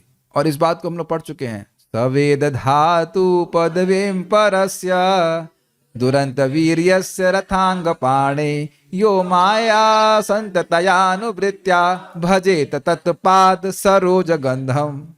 तो वही व्यक्ति भगवान को जानता। सवेद धातु, धातु अर्थात विधाता, उन विधाता को जगत की सृष्टा है। सवेद धातु पदवीम, सेम, यहाँ गति वहां पे पदवी, उनकी पदवी, उनकी स्थिति, उनके तत्व को पदवीम परस्य, पर जो प्रकृति के पर हैं, उनकी पदवी को, उनके तत्व को वही समझ सकता है। कौन? यह अमाया, जो निष्कपट भाव से, संततया निरंतर, और अनुवृत्तिया भगवान को प्रसन्न करने की भावना से भगवान का भजन करता है। तो भजेता, भजन करता है, तो तदपाद सरोज गंधम, भगवान के चरण कमलों से आने वाली गंध को वह ग्रहण करता है। अर्थात विषयों से विनिवृत्त होकर के भगवान की भक्ति के सुख का अनुभव करके विषयों से विनिवृत्त हो जाता है। तो अब मेरे ख्याल से बैलेंस हो पा रहा है। वही बात, कौन व्यक्ति भगवान को समझ पाएगा? जो भगवान के इस प्रकार से भजन करता है। नहीं तो गुणों में फंसा हुआ व्यक्ति भगवान को नहीं समझ सकता है। तो अब मालूम गुण में फंस रहे हो तो आप क्या करें? तो भाई इन लोगों का संग करें जो समझते हैं, साधुओं का संग करें, भक्तों के संग बैठें, सुने, जप करें, जैसे वो बता रहे हैं वैसे करो, तब बात समझ में आएगी। ध्यान दीजिएगा कि सतोगुण में बहुत श्रेष्ठ व्यक्ति भी भगवान को नहीं समझ पाएगा। केवल जब भगवान की भक्ति होती है उससे समझ में आएगा। सतोगुण के द्वारा भी भगवान समझ में नहीं आते। सतोगुण हमारे भगवान को समझने में रोकता नहीं है। सुबह उठने से भगवान समझ में आ जाते हैं। बहुत से लोग सुबह उठ रहे हैं कि नहीं गोभी बेचने के लिए हम भक्त को बोलते हैं, गोभी बेचने के लिए 2:30 बजे उठ जाओगे। सही में गोभी बेचने के लिए 2, 4, 5 रुपए अधिक उनको मिल जाता है तो गोभी बेचने के लिए 2:30 बजे उठ जाते हैं। तो जितने किसान 2:30 बजे उठ रहे हैं वो सब लोग ब्रह्म साक्षात्कारी हो जा रहे हैं, भगवान का अनुभव कर रहे हैं? नहीं। लेकिन जो सुबह उठकर नाम जप करता है, भगवान की सेवा करता है, वो समझ पाएगा। Got it? एक बड़ी सुंदर बात है, एक बार एक भक्त से पूछा गया, इस्कॉन चंडीगढ़ के ब्रह्मचारी थे, प्रभु जी कभी तो आप आरती 25 मिनट में पूरी कर देते हैं, कभी आप 5 मिनट बढ़ा देते हैं, ऐसा क्यों? तो कहता है कभी कभी मेरे को डायरेक्ट अनुभव होता है कि कृष्ण हैं यहाँ पे, तो वो भगवान प्रकट करते हैं अपने भक्तों को खुश होकर के। बहुत सारी व्याख्या हो सकती है, लेकिन अब आगे पढ़ गए, आप समझ गए होंगे। स्वलक्षित मतलब अपने भक्तों को वह प्रकाशित करते हैं, सारार्थ दर्शनी। इसमें एक बात मैं कहना चाहता हूं, चैतन्य महाप्रभु ने शिला रघुनाथ दास गोस्वामी को शालिग्राम शिला दिया और गोवर्धन शिला दिया था। शालिग्राम शिला दिया था और गोवर्धन शिला भी दिया था, और उनको बहुत सिंपल सेवा करने के लिए बोला, जल दीजिए और तुलसी दीजिए ऐसे करके, और कुछ मिष्ठान मीठा दीजिए इनका। और वहाँ पे लिखा हुआ है Mahaprabhu awakened devotional service within the heart of shila roop Raghunath दास गोस्वामी। चैतन्य महाप्रभु ने भक्ति को, और अवेकन क्या बोलेंगे, जागृत किया उनके हृदय में, जागृत किया, तो अब उनको सीधे श्याम सुंदर दिखते थे उसमें। परम पूज्य राधानाथ बार इस बात को समझा रहे थे, इसी बात को, कि देखिए हम लोग भगवान को, विग्रह को हम तभी सुंदर मानते हैं जब राधा श्याम एक फिजिकल फॉर्म में बड़े सुंदर हों ना, उनके फिजिकल समझ रहे, फिजिकली अच्छे लगे, अच्छी बात है। लेकिन अब शालिग्राम तो गोल गोल से दिखते हैं, उसमें गिरिराज ये जो भी, उसमें श्याम सुंदर दिख रहे थे उनको। दिख रहे का मतलब वो हैं, लेकिन वो उनको दिखने लग गए थे। ये बात यहाँ समझ लीजिएगा कि we in bhakti we are not achievers but receivers. हम भक्ति कर रहे हैं भगवान को प्रसन्न करने की भावना से। जैसे आपने सुना था संततया अनुवृत्तिया माया, तो भगवान प्रसन्न होकर के ये रियलाइजेशन हमको देते हैं। इसका कोई और तरीका नहीं है, तरीका यही है रियलाइजेशन का, लगे रहिए। एक भक्त को हम पूछो जप हो रहा है, कहते हैं पता नहीं। मैंने कहा पता नहीं है, वो जो खा रहे होते तो तभी कहेंगे पता नहीं, तो बस ड्रॉप कर दिया। अभी कहीं 1 माला कर रहे हैं, कभी 2 कर रहे हैं, 4 कर रहे हैं, तो आज कर रहे थे, आज किया ही नहीं। तो जब में आए थे जूम पे, वीडियो ऑफ था, हमने कहा फिर आए क्यों थे आप? देखने के लिए बाकी लोग कर रहे हैं कि नहीं कर रहे। क्या कह सकते हैं इसके बारे में? जो भी है विचार करना चाहिए भाई। देखो जो लोग लगे पड़े हैं उनको रियलाइजेशन मिलेगा, और जो नहीं लगे हैं वो आप विचार कर लीजिएगा, नहीं मिलेगा। सिंपल। हम कुछ नेगेटिव नहीं बोलना चाहते हैं, लेकिन जो लगा पड़ा हुआ है वो है अनुभव करेगा ही, और जो नहीं कर रहा है वो छोड़ दे रहा है, कर रहा है, तो फिर अब अगला जन्म या जो कुछ करना चाहते हैं वो can help in that way. फिर इसी जगत की वस्तुओं को सुलक्षित करते रहेंगे, जगत की वस्तुओं को देखते रहेंगे, और कितनी बोरिंग है जगत की वस्तु। सारार्थ दर्शन नहीं। अतः वे भगवान माया शक्ति के स्वामी है। क्यों अतः? क्योंकि भगवान कभी फंसते नहीं जगत में, उसके कंट्रोलर हैं गुणों के। जीव पर 3 गुणों का आवरण होने के कारण उनकी गति अर्थात तत्व स्वलक्षितः इज इक्वल्स टू सु प्लस अलक्षितः, अर्थात भली प्रकार से अलक्षित होने के कारण अज्ञात रहता है। भगवान के समझ को तत्व को नहीं समझते। कॉमन पॉइंट्स हैं, फिर भी मैं पढ़ रहा हूं। अथवा वह 3 गुणों द्वारा नहीं जाने जाते हैं। 3 गुणों के किसी भी आश्रय के द्वारा नहीं जाने जा सकते हैं, यह अर्थ है। कोई द्रव्य का एनालिसिस कर रहे भगवान को समझ पाएगा ना? साइंटिस्ट कर रहे हैं कि नहीं कर रहे हैं? यही बात प्रभुपाद कल समझा रहे थे कि द्रव्य का खूब एनालिसिस कर रहे हैं, लेकिन यह नहीं समझ पा रहे कि इसके पीछे कौन है। आप एक विचार करो, मान लो कि घर में जाए कोई चोर हो और आपकी अलमारी खोले और आपके कपड़ों को एनालिसिस करता रहे, बेडशीट का, गद्दे का। मान लो मैं यहाँ बैठा हूँ, चलो अब इसको देखते ये व्यक्ति कैसा है, तो वो मेरे रजाई का एनालिसिस करे तो समझ लेगा ना कि मैं कौन हूं। क्या लगता है आपको? हमारी रजाई का एनालिसिस कर ले तो समझ जाएगा ना कि हम कौन हैं। और जगत में साइंटिस्ट यही तो कर रहे हैं, जगत की वस्तुओं का एनालिसिस कर रहे हैं जो भगवान ने बनाई हैं, जो भगवान की वस्तु है। और सोच रहे हैं कि वो सोच भी नहीं सकते, वो उनके मन में आता ही नहीं कि भगवान ने बनाया है। ये कैच कर रहे हैं इस बात को, बिल्कुल अद्भुत बात है। यानी गुणों की किसी वस्तु का एनालिसिस करके भगवान नहीं समझ में आते, तो कहेंगे आप लोग भी तो गुणों की वस्तु का उपयोग कर रहे हैं ना? जी नहीं। हरे कृष्णा कृष्ण कृष्ण हरे हरे, हरे राम राम राम हरे हरे। ये निर्गुण वस्तु है। भगवान अपनी इच्छा से आ रहे हैं हमारे जीव पे। कभी नहीं कहना मैं 16 माला करी है। भगवान आ गए 28,000 बार ऐसे बोलते बोलचाल में चले जाए, लेकिन हमने कुछ नहीं किया, हमने खाली इच्छा करी, भगवान हमारी जीव में प्रकट हो रहे हैं। Make sense to you? Prasad भगवान ने ग्रहण किया, आपने क्या किया? बना करके दे दिया। जैसे ही सोचा कि ये दाल चावल कृष्ण के लिए है या वटेवर, तो उसी समय आध्यात्मिक हो जाता है। तो ये कौन कर रहा है? भगवान कर रहे हैं, और भगवान को समर्पित होकर भगवान इसको स्वीकार करके आध्यात्मिक बना भी देते हैं। हम क्या कर रहे हैं? बस अपने हाथों को लेके जा रहे हैं, हाथों से जो भी इंद्रियां हैं उसके द्वारा कार्य कर रहे हैं। Make sense to you? हम गुणों का संग करके भगवान की प्राप्ति नहीं कर सकते हैं। भगवान बोले नहीं कि, गीता में तो पढ़ चुके हैं, त्रैगुण्य विषया वेद निस्त्रैगुण्य भवार्जुना निर्द्वंद्व नित्य सत्वस्तो निर्योग क्षेमवात्मवान। वाह, स्टूडेंट तो धड़ाधड़ बोल रहे हैं, वेरी गुड। अब आ रहा है समझ में? निस्त्रय गुण, गुणों से हटो तब मुझे समझोगे। गुणों से हटने का एकमात्र तरीका भगवान की भक्ति। खूब सुनना है, खूब सुनना है इसको, ताकि कुछ हम लोग जब कर पाए। परंतु वे अपने ज्ञानी भक्तों द्वारा यानी ज्ञान द्वारा जाने जाते हैं। अब इस पर क्या ज्ञान योग का अभ्यास करवा रहे ना? देखिए ये 9वें अध्याय के 9.2 में देखिए कौन सा श्लोक है, इसमें ज्ञान शब्द आता है। तो वहां पे वो बोल रहे हैं, भाई ज्ञान का मतलब क्या होता है? जिसके द्वारा किसी वस्तु का सम्यक ज्ञान हो जाए उसे ज्ञान कहते हैं। जिसके द्वारा ज्ञाता ज्ञेय को जाने उसे ज्ञान कहते हैं। ये क्या है? कैमरा है ना, तो कैमरा हो गया ज्ञेय, आप लोग ज्ञाता, और ये ज्ञान की ये कैमरा है, इसे ज्ञान कहा जाएगा। तो ज्ञेय है भगवान श्री कृष्ण, ज्ञाता है जीव, और ज्ञान जिसके द्वारा भगवान समझ में आ जाए। तो क्या भगवान कहते हैं? भक्त्या माम अभिजानाति। तो ज्ञान मतलब भक्ति। समझ में आया कुछ? हाँ, श्री भगवान वाचा इदम तुते गुह्यतमं प्रवक्ष्यामि अनसूयवे ज्ञानम विज्ञान सहितम यज्ञात व मोक्ष से अशुभात। तो 9.1 में भगवान ज्ञान की बात करते हैं। तो वो ज्ञान जो है भक्ति के बारे में बताया जा रहा है। केवल ब्रह्म ज्ञान से भगवान की अनुभूति नहीं होती, हम लोग पढ़ चुके हैं प्रथम स्कंद में। भक्ति के द्वारा भगवान का ज्ञान होता है, इसलिए ज्ञान मतलब भगवान की भक्ति। तो ज्ञानी मतलब स्व मतलब अपने भक्तों के द्वारा जाने जाते हैं। भक्तों से युक्त, भक्ति से युक्त व्यक्ति भगवान को जान पाता है। सत्वम, इसको उदाहरण कर रहे हैं, सत्वम न चेधातरिदम निजम भवेद विज्ञानम अज्ञानभिधापमार्जनम गुण प्रकाशेर अनुमीयते भवान प्रकाशते यस्य च ये नवा गुणा। हे कारणों के कारण ईश्वर, यदि आपका दिव्य शरीर गुणातीत न होता तो मनुष्य पदार्थ तथा आध्यात्म के अंतर को न समझ पाता।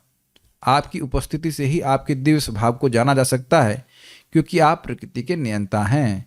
आपके दिव्य स्वरूप की उपस्थिति से प्रभावित हुए बिना आपके दिव्य स्वभाव को समझना कठिन है। श्रीमद् भागवत 10.2.35।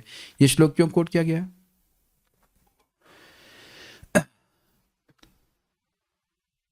दिव्य क्या है, इसकी व्याख्या बहुत मुश्किल है। Transcendence is difficult to explain and easy to experience. जैसे भी मैं बार बार उस बात को उदाहरण को दे रहा हूं कि हरि नाम का जप का सुख क्या है, तो अब उसको शब्दों से वर्णित नहीं किया जाता। लेकिन अगर भगवान ने अपने आप को नाम के रूप में विस्तारित नहीं किया होता तो क्या हम लोग कभी समझ पाते कि दिव्य का अर्थ क्या है? यही बात यहां बोल रहे हैं भगवान। आप यहां पे आते हैं तब लोगों को साक्षात अनुभव होता है कि दिव्य का अर्थ क्या है, क्योंकि जगत में तो हर चीज प्राकृति है और प्राकृतिक वस्तुओं का ही व्यक्ति अनुभव कर रहा है।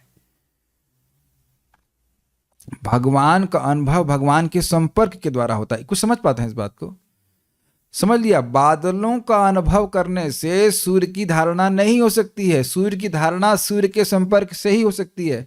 बल्ब को देख करके सूर्य की धारणा नहीं हो सकती है। Are you able to follow? जो भी धारणा हमारी है वो प्रकृति के गुणों के धारणा मतलब जो भी धारणा समझते हैं, मतलब कंसेप्शन है, वह एकदम प्रकृति के गुणों के द्वारा ही रंजित है, कलर्ड है, प्रभावित है। उससे व्यक्ति भगवान का अनुभव नहीं कर पाएगा। इसलिए भगवान का संपर्क होने से भगवान को समझ पाता है। भगवान उसको निर्गुण बनाएंगे धीरे धीरे करके और फिर वो समझ पाएगा। आप समझते ही हो कि भक्ति के द्वारा हम भगवान का संपर्क प्राप्त करते हैं। भागवत सुनना भगवान का संपर्क है। अग्रीड? जाप करना भगवान का संपर्क है। धाम में आकर रहना भगवान का संपर्क है। तारक बारक शक्ति सुना था ना? और भगवान के विग्रह का दर्शन करना। भगवान की भक्ति से युक्त होने का मतलब है भगवान का संपर्क प्राप्त करना। ये बात सब लोग समझते हो आप लोग? सूर्य की रोशनी के संपर्क में आने से कैसे भी आए, आप सूर्य का संपर्क प्राप्त कर रहे हैं, स्पष्ट है। तो सूर्य की तेज, सूर्य की रोशनी तो सूर्य के संपर्क से ही समझ में आएगी। थ्योरी आप कितना भी कर लीजिए, लेकिन आपको समझ में तब आएगा जब सूर्य की बात होगी। तो यहाँ पर इसीलिए बोल रहे हैं कि श्रीमद् भागवतम पढ़ रहे हैं, भक्ति कर रहे हैं, इसके द्वारा व्यक्ति भगवान का संपर्क प्राप्त कर रहा है, और फिर इस जैसे जैसे भक्ति बढ़ती चली जाएगी, फिर वह भगवान को समझ पाएगा। मैं समझता हूं कि समझ पा रहे होंगे आप। आपके दिव्य स्वरूप की उपस्थिति से प्रभावित हुए बिना आपके दिव्य स्वभाव को समझना कठिन है। ये श्लोक क्यों कोट किया जा रहा है, समझ रहे हैं? ये दोनों चीजों को एक्सप्लेन कर रहा है, सुअलक्षित और स्वलक्षित। ये आप लाइन देखें तो जो लोग, ऐसे देखिए, इसको ऐसे पढ़िए, जो लोग आपके दिव्य स्वरूप की उपस्थिति से प्रभावित हैं वह समझ लेंगे आसानी से, और जो उसकी उपस्थिति से प्रभावित नहीं है वह कभी नहीं समझ पाएंगे। है कि नहीं? ये बात है, आप सुन ही चुके हैं। अतः श्री कृष्ण नामादि न भवेद ग्राह्यम इंद्रिय सेवोन्मुख ही जीवादौ स्वयमेव स्फुरतः। क्योंकि भगवान दिव्य हैं, अतः इसलिए प्राकृत इंद्रियों के द्वारा भगवान ग्राह्य नहीं है। लेकिन जब व्यक्ति सेवा करता है, वो चाहता है कि मेरे जीवा पे भगवान आए। हरे कृष्णा कृष्ण कृष्ण हरे हरे, हरे राम राम राम हरे हरे। और दूसरे रूप में कैसे आए? प्रसाद के रूप में मेरे जीव पे आए। हाँ, ये तो हम चाहते हैं। काश प्रसाद हम लोग ऐसे ग्रहण कर पाते जैसे जप होता है। जप होता है तो कान तो भरता नहीं है। प्रसाद में दिक्कत ये है कि जीव तो संतुष्ट नहीं होती है, लेकिन ये ससुर पेट बंद हो जाता है ना, ये पेट हड़ताल पर चलता, नहीं और नहीं खा सकते, बंद करो, है कि नहीं? लेकिन कठिनाई नहीं तो दिन भर हम लोग, भगवान इसलिए बनाए कि लेकर ऐसा कर दूंगा तो ये लोग कभी जप नहीं करेंगे, बस खाते ही रहेंगे, खबोड़े कहेंगे, खाते रहेंगे।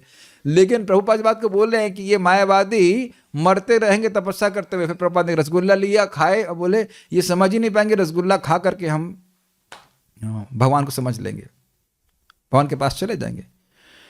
नोट थोड़ा ऐड है, नोट मतलब बाल प्रबोधनी से हल्का सा लिया है। सर्वेशाम अर्थात वे सभी के, अर्थात तुम्हारे और मेरे भी ईश्वर हैं। ऐसा नहीं कि वो मेरे ईश्वर हैं और तुम्हारे नहीं हैं, सभी के हैं। तुम भी भक्त की कोटि के हो, इसको सूचित करने के लिए नारद जी को ब्रह्मन कहकर संबोधित करते हैं। मतलब आप, भगवान ने बोला स्वलक्षित, तो आप भी भगवान को समझ रहे हैं, ये कहने का अर्थ। भाई देखो, स्वाभाविक सी बात है, मैं कुछ समझ रहा हूं तो आप लोग भी तो भक्ति कर रहे हैं तब ना समझ रहे हैं। अब एकदम से कोई व्यक्ति नया आए तो क्या समझेगा स्वलक्षित और ये क्या, और अधोक्षज और क्या। अधोक्षज का जो अर्थ हम पहली बार तो नहीं सुन रहे हैं, आप लोग सुन ही रहे हैं, उसको तो समझ रहे हैं। तो आप लोग समझ रहे ना, भक्त हैं आप लोग, सब कई बार बोलते हैं हम लोग भक्त हैं। तो ब्राह्मण कहने का मतलब ये निर्विशेष वाले ब्राह्मण नहीं है, ये भगवान के भक्त हैं। तात्पर्य, भगवद गीता 7.24-25 में भगवान ने ये स्पष्टतः घोषित किया है कि निर्विशेषवादी जो ब्रह्मज्योति रूप भगवान के दिव्य करणों को अधिक महत्व देता है तथा यह निष्कर्ष निकालता है कि परम सत्य वास्तव में निर्विशेष है तथा आवश्यकता पड़ने पर अपना रूप प्रकट करता है, ऐसा निर्विशेषवादी सगुणवादी से कम बुद्धिमान होता है, चाहे वे वेदांत के अध्ययन में कितना ही क्यों न लगा रहे। बहुत सुंदर बात है। कितना भी तुम सत्वगुण का अनुशीलन कर लो, बड़े वेदांती हो, तपस्या कर रहे हो, लेकिन कंक्लूजन क्या निकल के आया कि ब्रह्म से कृष्ण आए, हो गया ना उल्टा बात। भगवान की गति, भगवान के तत्व को नहीं समझे, जबकि गीता में स्पष्ट लिखा है ब्रह्मणो ही प्रतिष्ठा अहम, ब्रह्म की प्रतिष्ठा, ब्रह्म का आधार मैं हूं, लेकिन उसको समझ में नहीं आया। तो क्यों समझ में नहीं आया? क्योंकि समझावट देने वाला ये समझावट देना नहीं चाहता, भगवान नहीं देना चाहते। तो फिर प्रश्न होगा कि क्यों नहीं देना चाहते? क्योंकि वो समझना नहीं चाहता, इसलिए वो उल्टी समझावट देते हैं। क्योंकि वो ये मानना चाहता है कि ब्रह्म से सब कुछ आया है, तो भगवान कहते थे ऐसे समझो, तो ऐसे समझो। वही गीता पढ़ेगा, लेकिन वो यही समझेगा कि ना। अब देखो क्या बोलते हैं ऐसे एग्जाम्पल, यही श्लोक को देखो, ब्रह्मणो ही प्रतिष्ठाहम, कि तो बड़ा अर्थ स्पष्ट है, मैं ब्रह्म की प्रतिष्ठा हूं। अब मायावादी एक्सप्रेशन देखो, ब्रह्मणो ही प्रतिष्ठा अहम, कौन पहले आया? ब्रह्म पहले आया। देख रहे हैं, जो संस्कृत नहीं जाएगा, संस्कृत नहीं जाना है, घुमा देगा उसको। ब्रह्मणो प्रतिष्ठा ही, मेरी प्रतिष्ठा ब्रह्म है। अब देख रहा, एकदम ऐसे ही मुख से आएगा, ये क्या बोल रहा है, ये तो बात हजम नहीं हुई। अब जो संस्कृत नहीं जाना है वो तो कुछ भी हाँ गुरु जी सही बोले, देखो बिल्कुल गीता से बोल रहे हैं, ब्रह्मणो ही प्रतिष्ठा, मेरी प्रतिष्ठा ब्रह्म है। ये अर्थ है नहीं भैया, गलत मत सुन लेना, इसकी क्लिप नहीं बना देना कि मैं मायावाद का प्रचार कर रहा हूं, ये नहीं बोल रहा हूं। गलत कैसे बोलते हैं मैं ये व्याख्या कर रहा हूं। देखिए ये क्यों मूर्खता है। क्या कभी कोई शक्तिमान शक्ति से आया है? मैं कहूं कि ये करंट से बिजली का घर आया है। कहेंगे आपका दिमाग खराब है, इलेक्ट्रिकल इंजीनियरिंग नहीं पढ़े हैं क्या? कहाँ के बीटेक किए, नंबर कितने आए आपके इलेक्ट्रिकल इंजीनियरिंग? कोई गधा भी मान जाएगा इस बात को, और गधा तो नहीं समझा सकते, लेकिन कोई एकदम गांव का व्यक्ति भी, गांव का तो गधा नहीं बोल रहा मैं, खाली बोल रहा हूं कि बिल्कुल अनपढ़ व्यक्ति भी नहीं मानेगा कि ये करंट से बिजली का घर आया है। आसानी से समझ लेगा कि बिजली के घर से करंट आया, सिंपल सी बात है, इज इट नॉट? अब इन लोगों को अजीब सी थ्योरी है। और आप मानिए मेरी बात, जो गीता भागवत नहीं पढ़ता ना, उसको बस फोटो बना बना कर दिखा देंगे, ये लाइट है, आप लोगों को ये लाइट है, इसी से तीनों निकले हैं ब्रह्मा विष्णु महेश। आप लोगों ने कभी देखी है सब लाइटें? और उससे पूछो कि ये लाइट तेरे दिमाग में क्यों नहीं चल रही है तेरा दिमाग में अंधकार क्यों है? कहीं लाइट से कुछ आता है बताइए? आता है, हमने सुन चुके हैं, लेकिन ब्रह्मज्योति के पीछे भगवान है। हमने सुना ना ब्रह्मज्योति से जगत आता है, ठीक है वो सब कुछ है, लेकिन ब्रह्मज्योति के पीछे भगवान है। तो शक्ति से शक्तिमान नहीं आता है। आपने सुना था ना, ब्रह्मज्योति से प्रकाश आता है, सब कुछ आता है, लेकिन उसके पीछे भगवान है। भगवान ने दृष्टिपात नहीं किया, वो सब चीजों को बिल्कुल नहीं जानते एकदम। आप ऐसे सोचो, अभी हम लोग निर्विशेषवाद संप्रदाय में, अब कुछ नहीं पता ना महाविष्णु कौन कौन किस पे दृष्टिपात किया, वहां हमारी दृष्टि ही नहीं जाएगी, सुना ही नहीं है परंपरा में, बस वही लाइट लाइट दिखती रहेगी उनको, और इस प्रकार से उनका जीवन अंधकार में बीत जाएगा। प्रभुपाद जी समझाते हैं उसको दशम स्कंद में, ऐसे लोग पेड़ की योनि प्राप्त करते हैं। मायावादी कृष्णेर अपराधी, तो ये बहुत बड़ी दिक्कत है। इस पे एक थोड़ी मजाक की बात है। एक व्यक्ति पूछ रहा है, प्रभु जी ये हम लोग बोलते हैं निर्विशेष शून्यवादी पाश्चात्य देश तारण है। तो एक भक्त ने पूछा, प्रभु जी ये निर्विशेषवाद तो ठीक है, ये निर्विशेष शून्यवाद क्या है? अरे भाई, निर्विशेष शून्यवाद नहीं है, निर्विशेषवाद एक अलग है और शून्यवाद अलग है। वो सोचते निर्विशेष शून्यवादी, वहां पे निर्विशेषवादी शून्यवादी नहीं बोला गया है प्रभुपाद जी की प्रणति में। तो बोले निर्विशेष शून्यवाद क्या होता है? निर्विशेषवाद थोड़ा अलग है, शून्यवाद अलग है। अलग नहीं वो है कि ऐसे नाक पकड़ी है, जिसने ऐसे नाक करके पकड़ी है। तो कहे कि भाई शून्यवाद क्या बोल रहा है, सब कुछ शून्य से आया, शून्य में लीन हो जाएगा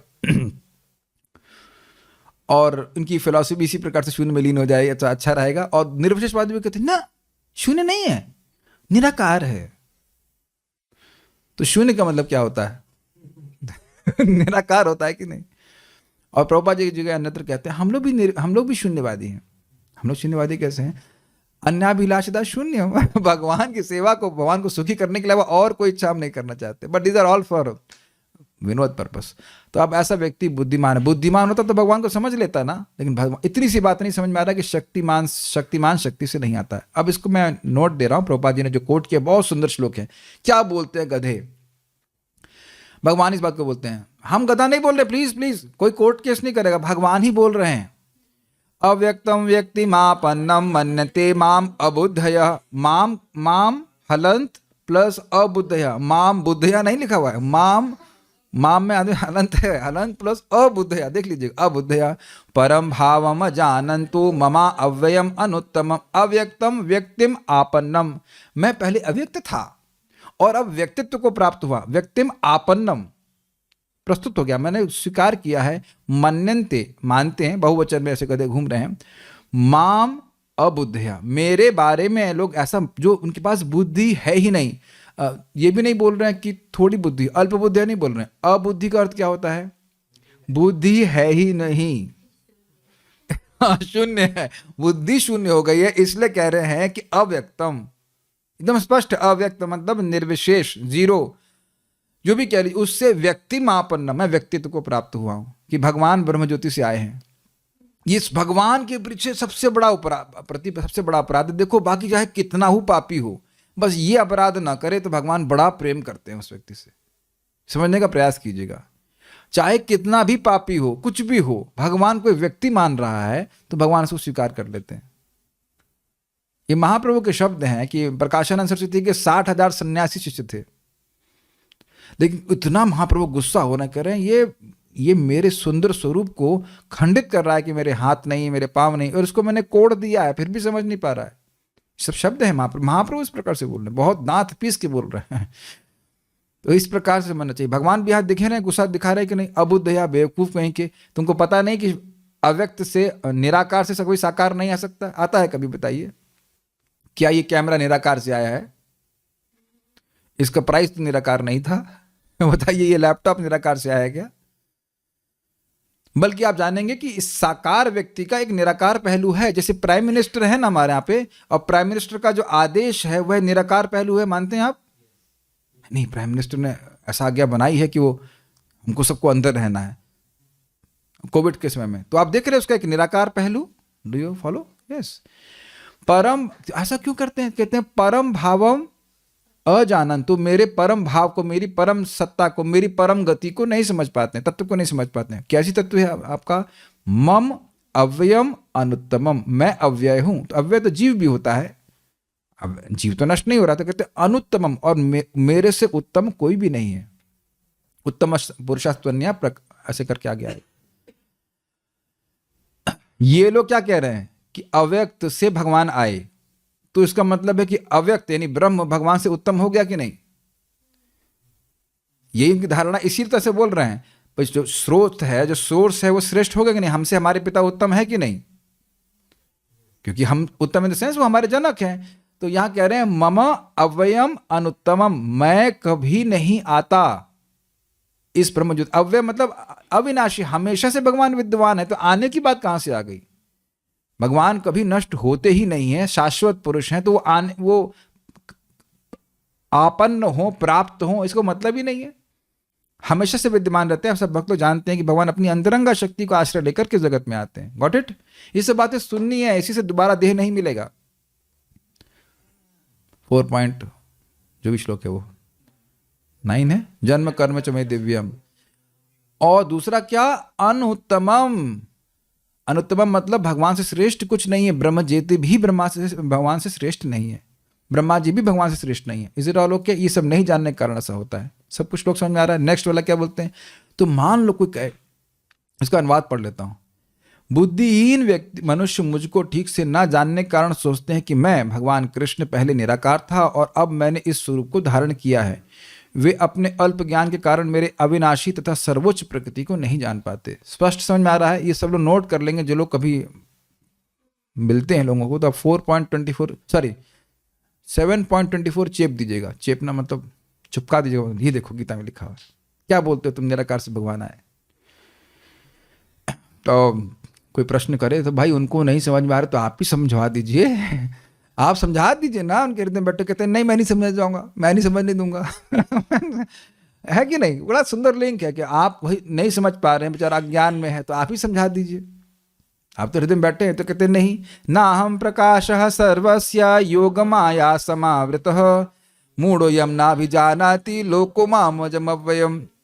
ना हम प्रकाश सर्वस्य, मैं सभी को प्रकाशित नहीं करता, मतलब कुछ लोगों को करता हूं। जैसे यहां सुना ना, सुअलक्षित स्वलक्षित। तो जो प्रकृति के गुणों में है वो हल्ला कितना भी करते रहे, अरे भगवान अगर है तो अभी मुझे मार दे। देखो नहीं मारा, इसका मतलब नहीं है। भगवान अब कीड़े को मारने चलेगा, तो उनको भगवान प्रकाशित नहीं करते। या मैं कहूं कि सूर्य है, सूर्य किस चिड़िया का नाम है? अगर वो चिड़िया है तो भी तुरंत हमारे सामने आए। हम नहीं मानते सूर्य है, तो सूर्य को गरज है, सूर्य गरज। या मैं, चलो लाइट से ढूंढोगे ना, अंधकार है, चलो टॉर्च लेके ढूंढते हैं हम लोग। टॉर्च लेके ढूंढने कि सूर्य कहाँ है। टॉर्च से मिल जाएगा ना आपको, बाहर कुछ ढूंढेंगे सब मिल जाएगा, लेकिन सूर्य नहीं मिलेगा। काफी इंटरेस्टिंग बात है ना, ये मैंने कभी बोला नहीं, वेरी इंटरेस्टिंग पॉइंट ना। टॉर्च लेकर ढूंढेंगे तो चाबी मिल जाएगी, लेकिन जो प्रकाश, जिसके पास कोई प्रकाश नहीं है वो मिल जाएगा, लेकिन जिसके पास सारा प्रकाश है वो नहीं मिलेगा। उसके लिए तो आपको सुबह तक सुबह उठना पड़ेगा, देखना पड़ेगा। और कुछ लोग ऐसे जो दिन भर सोते ही रहते हैं, तो मान लो जिंदगी भर सोता ही रहा तो वो तो सूर्य रूपी चिड़िया को नहीं देख पाएगा। सूर्य किस चिड़िया का नाम है? Got it? तो यानी जो भगवान के भक्तों के संपर्क में नहीं आया उसका पूरा जीवन बीत जाएगा, कई जीवन बीत जाएंगे, भगवान की बात नहीं समझ पाएगा। इसीलिए भगवान कहते हैं इस ज्ञान को देना सबसे बड़ी सेवा है। तो ऐसा क्यों हो रहा है भाई? आप सब जगह हैं, क्यों नहीं समझ में आ रहे थे? कह रहे हैं योग माया समावृता, योग माया से मैं अपने को ढक लेता हूं, उसकी दृष्टि को ढक लेते हैं। यहां देख रहे हैं योग माया और समावृता अहम, इन सबसे सूचित हो रहा है कि भगवान स्वतंत्रता से ऐसे करते हैं। योग माया उनको नहीं ढकती है, उनके विजन को ढकती है उस व्यक्ति से जो कि इस आसुरी प्रवृत्ति से ग्रसित है, जो इस प्रकार से समझ रहा है। आप समझ ही रहे होंगे। मूढ़ो अयम न अभिजानाति, फिर भगवान गाली दे रहे हैं, गधा बेवकूफ ये व्यक्ति, अयम मूढ़ा ये मूर्ख, न अभिजानाति, जानाति मतलब जानता है, अभिजानाति मतलब अभिता जानता है, बहुत अच्छे से जानता है, और न अभिजानाति मतलब बिल्कुल नहीं जानता। क्या? लोको माम अजम अव्ययम, मैं इस लोक सभी लोग अजम का मतलब अजन्मा हूं और अव्ययम का मतलब अविनाशी हूं। मैं मूर्खों तथा अल्पज्ञों के लिए कभी प्रकट नहीं हूं। अच्छा, तो गांव का कोई व्यक्ति जो पढ़ा लिखा है वो नहीं समझ पाएगा ना, ये अर्थ ये नहीं है। जो बहुत ज्यादा पढ़ा लिखा है वो नहीं समझ पाएगा।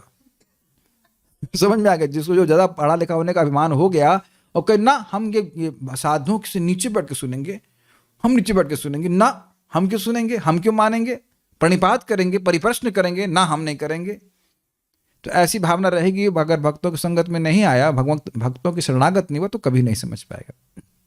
उनके लिए तो मैं अपनी अंतरंगा शक्ति द्वारा आच्छादित रहता हूं, अतः वह ये नहीं जान पाते कि मैं अजन्मा तथा अविनाशी हूं। स्पष्ट समझ में आ रहा है? बहुत अच्छे श्लोक है। अभी फोटो तो रखी गई है, क्यों फोटो है? देखिए, शिशुपाल हमेशा यही मानता था, भगवान कृष्ण उसके सामने थे, लेकिन हमेशा यही मानता था कि हमारी वाइफ को किडनैप किया है, जबकि शादी रुक्मिणी की उनसे नहीं हुई थी। जहां जाता वो कृष्ण कथा ही करता, ये कृष्ण सुंदर है लेकिन बहुत खराब आदमी है, देखो हमारी वाइफ को किडनैप कर लिया। वो दुख उसको जो है हमेशा बना रहता था और हमेशा इसमें रहता था कि वह कृष्ण को मार दे। वह कृष्ण के माधुर्य और ऐश्वर्य का अनुभव नहीं कर पाता था, क्योंकि भगवान, और यही देखिए सभा में पांडव आदि जितने लोग हैं वो भगवान के रूप को आस्वादन कर रहे हैं। बल्कि इच्छा थी युधिष्ठिर महाराज की राजसूय की, इसीलिए किए थे ताकि विश्व में लोग समझ पाए कि भगवान श्री कृष्ण भगवान है। तो है ना, प्रेम है। और जब भगवान आए थे राजसूय में, उनको कृष्ण को आलिंगन किए तो एकदम अब असीमित सुख में वह डूब गए सभी लोग, भीम इत्यादि सब कुछ। लेकिन अब ये गधा ये ना समझ पाया। कितना अद्भुत बात, भगवान सामने हैं फिर भी नहीं समझ पा रहा है। तो कौन नहीं समझने दे रहा है? भगवान ही समझने नहीं दे रहे। भगवान का ऐश्वर्य, भगवान का माधुर्य नहीं समझ पा रहा है। कैसे? तो जीव गोस्वामी जी ने कैसे समझाया था? सांप की केंचुली। तो हम देख रहे हैं, हम सांप देख रहे हैं, लेकिन सांप और सांप के बीच में उसकी एक केंचुली, एक स्किन है।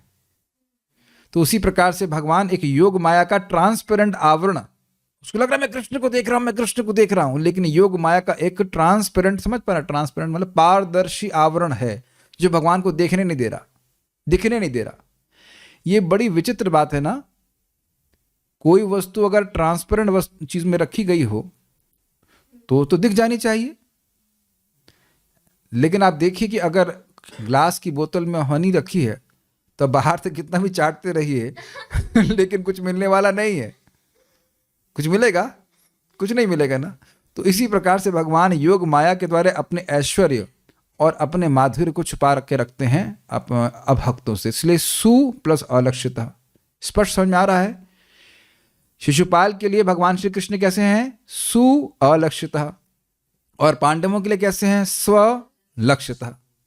अपने भक्तों को प्रस्तुत करते हैं। लेकिन इसमें बड़ी रुचिकर बात है, जब भगवान ने चक्र चलाया, और क्योंकि ये लगातार भगवान का नाम उच्चारण करता रहता, ये कृष्ण बड़ा खराब आदमी, कृष्ण कृष्ण ऐसे करके, तब उसको उस क्षण समझ में आ गया, भगवान की कृपा से भगवान ने इस योग माया के आवरण को हटा लिया था। ये रूप को समय समझाते हैं लघु भागवतामृत में।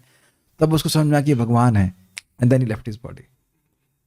इसमें बहुत सारा विषय आ जाएगा, लेकिन कहने का अर्थ बड़ा सिंपल है, और कि भगवान योग माया से ढके रहते हैं उन लोगों को जो प्रकृति के गुणों के अंतर्गत रहते हैं, और इस कारण से वो समझ नहीं पाते।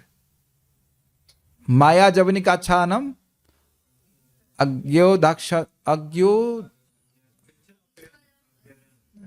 न लक्ष्य से मूढ़ दृशा नटो नाट्य धरो यथा। माया जवनिकाच्छानम अज्ञाधोक्षजम अव्ययम न लक्ष्य से मूढ़ दृशा नटो नाट्य धरो यथा। इसकी व्याख्या नहीं कर रहा हूं, रसिक भक्त यहाँ पे सब बैठे उसका आस्वादन कर लेंगे। तथ्य तो यह है कि ऐसा निर्विशेषवादी उपर्युक्त गुणों से आच्छादित रहता है। उपर्युक्त मतलब वही जो बोले गए हैं 3 गुणों से अशक्त रहता है, अतएव वे भगवान तक पहुंचने में असमर्थ रहता है। सुअलक्षित, भगवान प्रत्येक व्यक्ति के लिए सुगम नहीं है क्योंकि वे अपनी योग माया शक्ति से आवृत रहते हैं, लेकिन इससे यह त्रुटिपूर्ण निष्कर्ष नहीं निकालना चाहिए कि भगवान मूलतः अव्यक्त थे और अब मनुष्य रूप में प्रकट हुए। अरे आपको समझ में नहीं आ रहा है, इसका मतलब ये नहीं है कि वो वस्तु उस प्रकार से ही है। ठीक है, महाराज कई बार बोलते हैं अरे भाई भक्तों का साधुओं का संग करना चाहिए।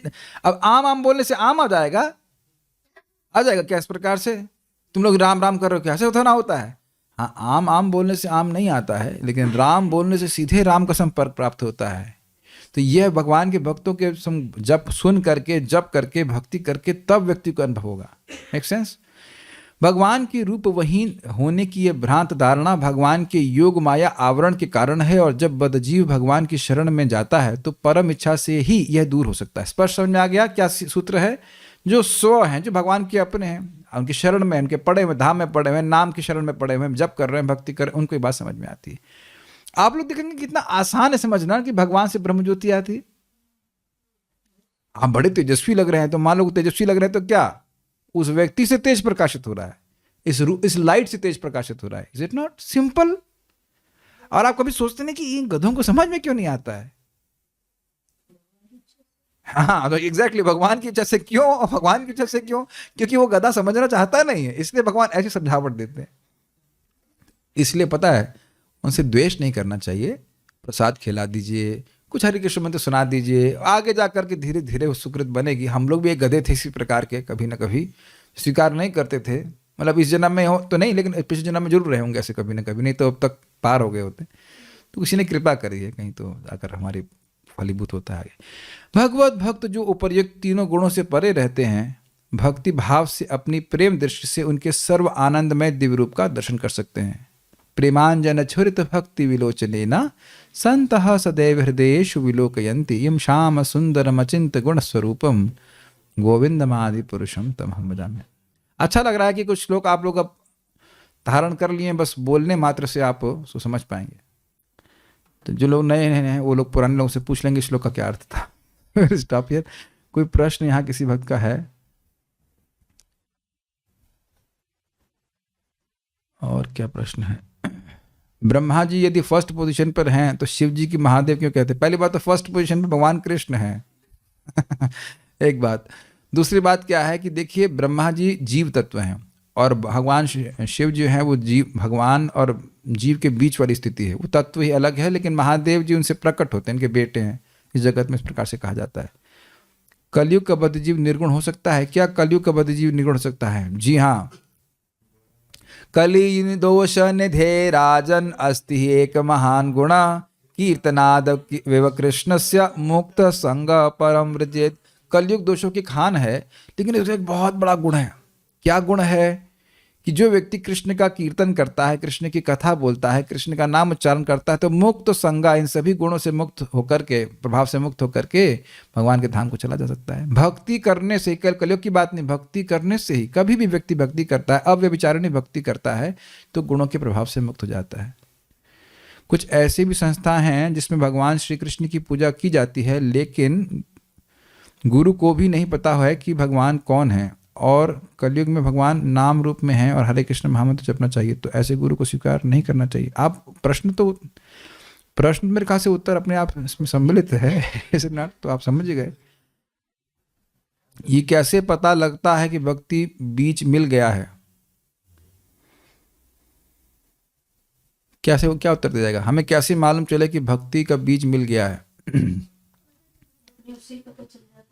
अब ये कैसे मालूम? जैसे मुझे अभी तक तो भूख नहीं लग रही थी, नहीं ईमानदारी बोलो, अब लग रही है। कैसे मालूम चला? नहीं माता जी आपने बताया ना मुझे भूख लग रही है। नहीं, आपको तो पता नहीं। मेरा कुछ टाइम ऐसा सेट हो गया, पता नहीं जो सिस्टम है कि दोपहर में 11 साढ़े 11 बजे भूख लगती है, फिर 9 बजे भूख लगती है। लग रहा है ना पेट ठीक है, तभी तो कुछ भूख लग रही है। तो भक्ति परेशान भव विरक्ति अन्यत्र चय सत्र का एक काल। ठीक से भक्ति कर रहे हैं तो क्या होगा? भक्ति बढ़ेगी, भगवान का अनुभव होगा और जगत से विरक्ति होगी। ये प्रैक्टिकल चीज़ है कि भक्ति बढ़ रही है। और अगर भोग की लालसा बढ़ रही है तो फिर कुछ और मिला है। सिंपल सी बात है। कथा सुनने की इच्छा, ईगरनेस, भगवान के बारे में सुनने की इच्छा है, जप करने की इच्छा है, भगवान के भक्तों का संग करने की इच्छा है, तो भक्ति का बीज मिला है। बीज मीन्स श्रद्धा, टेस्ट, बस सीधी सी बात है। भक्तों का संग मिल गया है बताता है कि भक्ति का बीज अंकुरित हो गया ना, ऐसा हमेशा नहीं होता है। अंकुरित हुआ है इसका मतलब है कि खुद भी इच्छा है। भक्तों का संग बहुत लोगों को मिलता है लेकिन हर व्यक्ति तुरंत उसका बीज अंकुरित नहीं होता, हो जाएगा आगे, लेकिन ऐसा नहीं है। प्रभुपाद बात को समझाते हैं कि कोई व्यक्ति अब अन्य अभिलाष भक्ति में आ गया है, लेकिन अब किस लिए भक्ति कर रहा है, मैं इस प्रेसिडेंट बन जाऊं, मैं ये बन जाऊं, मैं वो बन जाऊं, तो वह फिर उसे भक्ति का बीज नहीं प्राप्त हुआ है। जो व्यक्ति श्रद्धा को इससे युक्त हो गया है कि मैं भक्ति कर रहा हूं किस लिए, भगवान का प्रेम प्राप्त करने के लिए, उसको भक्ति का बीज मिला है। अन्य अभिलाषिताओं को जो सींच रहा है वो भक्ति का बीज को नहीं सींच रहा है। मैं बात समझ पा रहे हैं, बहुत बड़ा विषय हो जाएगा। जो व्यक्ति को इतना समझ में आ गया मैं भक्ति कर रहा हूँ, मेरी भक्ति बढ़ जाए, मुझे नाम में रुचि मिल जाए, मुझे भागवत में रुचि मिल जाए, भगवान से प्रेम बढ़ जाए, तो उसको भक्ति का बीज मिला है। और प्रभुपाद बहुत स्पष्ट बोलते हैं, जो 4 नियमों का पालन कर रहा है, 16 माला का जप कर रहा है, वह भक्ति के बीज को प्राप्त किया है। He is getting purified. और जो नहीं कर पा रहे नहीं कर, अच्छा एक उसमें भी और हेयर स्प्लिटिंग हो जाएगी। जो नहीं कर पा रहे लेकिन करना चाहते हैं वह भी ठीक है, लेकिन अब जो करना नहीं चाहता है और अरे हम कुछ नेगेटिव नहीं बोलना चाहते बस, ठीक है, सो विल स्टॉप हियर। अच्छा एक प्रश्न और मजाक वाला है, हरि बोल हरि उमर से ये एक दिक्कत है। प्राय स्कॉन में आएंगे भक्त लोग बोलते हैं हरि बोल और आप लोग कहेंगे हरि ओम। आपने ऐसा हुआ है क्या? जो पहली बार हमने हरि बोल सुना तो मुझे हरि ओम सुनाई पड़ रहा था, तो हरि ओम बोले वो भी ठीक है, हरि ओम नहीं बोलते यहाँ पे लोग, हरि बोल बोलते हैं, ठीक है, वो कोई बड़ी बात नहीं है। हरि ओम भी भगवान का नाम है तो हरि ओम भी कह सकते हैं, लेकिन हरि बोल इस काल में चलता है। Will stop. हरि बोल अनुमोदन करने के लिए होता है। हरिओम प्रसाद जब पूरी हो जाता है बोलते हैं हरिओम तत्सत। ठीक है, कोई दिक्कत, दोनों भगवान के नाम है। वैसे तो भागवत गीता के अनुसार ओम तत्सत इति निर्देशो ब्रह्मणस् त्रिविधः स्मृतः। ओम तत्सत ऐसे बोल करके कि यह चीज भगवान के लिए ऐसे करके बोला जाता है। तो हरिओम कहने करते ही हो सकता है कुछ भी बोली, लेकिन ये श्लोक यहाँ से संबंधित नहीं, इसलिए और नहीं ले रहा। स्टॉप।